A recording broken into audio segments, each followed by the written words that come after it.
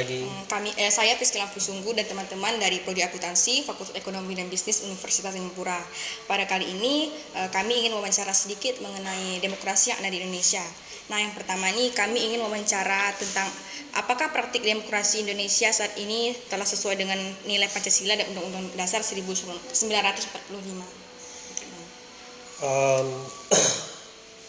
Dalam dunia demokrasi, khususnya di partai saya sendiri, yaitu Partai PDI Perjuangan, memang menjunjung tinggi adanya demokrasi, menjunjung tinggi nilai-nilai demokrasi, dan menjalankan dengan sepenuhnya praktek-praktek terkait dengan demokrasi yang ada di Indonesia, sehingga kaderisasi, sehingga sistem demokrasi yang ada dengan partai kami mempersiapkan secara keseluruhan kader-kader berproses dalam partai ini, sehingga memang disiapkan untuk mendukung sepenuhnya sistem demokrasi yang ada di Indonesia, baik itu di tingkat legislatif, eksekutif, dan juga calon dari pemimpin negara kita sendiri atau bangsa kita sendiri.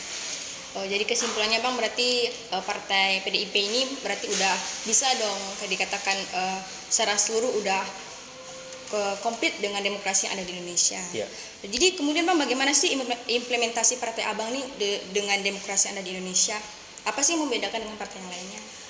Kita mempunyai sistem kaderisasi yang cukup jelas. Kita menerima para anggota di internal sendiri cukup terbuka dan transparan. Kita tidak menutup peluang-peluang dari masyarakat, dari orang yang kebanyakan yang ingin mengetahui, ingin belajar terkait dengan politik. Nah, memang PDI Perjuangan sendiri memfokuskan diri, kemudian membuat sebuah sistem kaderisasi pembelajaran politik dan demokrasi itu secara detail terhadap kader-kadernya. Salah satu contoh, kita punya namanya sekolah partai. Sekolah partai ini kita diajarkan bagaimana ideologi dari Partai PDI Perjuangan sendiri yang tidak jauh beda dengan dan tetap melekat tentunya dengan ideologi Indonesia sendiri.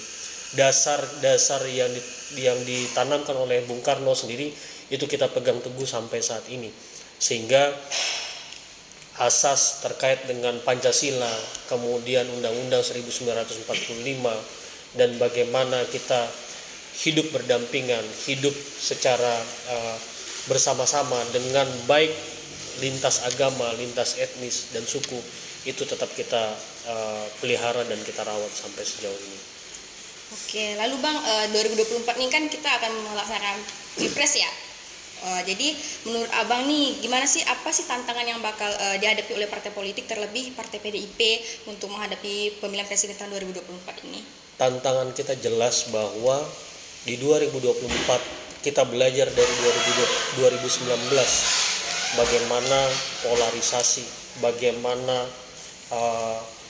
sistem membenturkan dua kutub politik yang saya pikir itu tidak sehat. Nah, kami sebagai kader-kader PDI Perjuangan sudah diinstruksikan dan sudah paham betul bagaimana Ibu Ketua Umum menginginkan tidak adanya lagi sistem demokrasi, tidak adanya lagi praktek-praktek demokrasi di 2024, khusus di Pilpres yang menerapkan terkait dengan polarisasi dua kutub, terkait misalnya katakanlah jualannya jualan agama. Itu sangat tidak diinginkan sama sekali oleh Partai PDI Perjuangan. Dan juga kita mengutuk keras paham-paham yang tidak mengedepankan adanya asas Pancasila. Kita tetap berpegangan teguh bahwa Pancasila, NKRI tetap harus berada di Indonesia sampai kapanpun. Baik Bang, jadi kesimpulannya saran Abang nih untuk partai politik yang ada di seluruh Indonesia, nggak hanya PDIP, untuk menghadapi tantangan-tantangan demokrasi yang berikutnya. Kami dituntut untuk bekerja, meskipun kami saat ini adalah partai penguasa. Perintah dari Ibu Ketua Umum bahwa kami diminta, para kader diminta untuk bekerja. Kerja politik ini harus jelas bahwa membantu terjun hidup dan berada bersama dengan masyarakat, sehingga kita tahu bahwa kepentingan masyarakat itulah dasar demokrasi yang sesungguhnya. Bagaimana kita mampu menolong masyarakat, bagaimana kita mampu mengayomi wong cilik yang merupakan rakyat yang perlu kita bantu, rakyat yang saat ini sedang menderita, rakyat yang saat ini terdampak dari krisis geopolitik, geoekonomi dan sebagainya. Ini yang perlu kita bantu saat ini, terjun secara langsung. Kekuasaan itu akan kita bisa pertahankan dan bisa kita tingkatkan. Efek dan manfaatnya adalah di saat kita mau terjun, mau berada dan mau membantu masyarakat, sehingga itu harus juga dilakukan oleh semua partai. Tetapi PDI Perjuangan adalah partai terdepan untuk berada di tengah-tengah masyarakat yang saat ini sedang kesulitan. Baik Bang, sekian wawancara dari kami. Terima kasih atas waktunya. Kami ucapkan terima kasih. Terima kasih. Terima kasih Bang.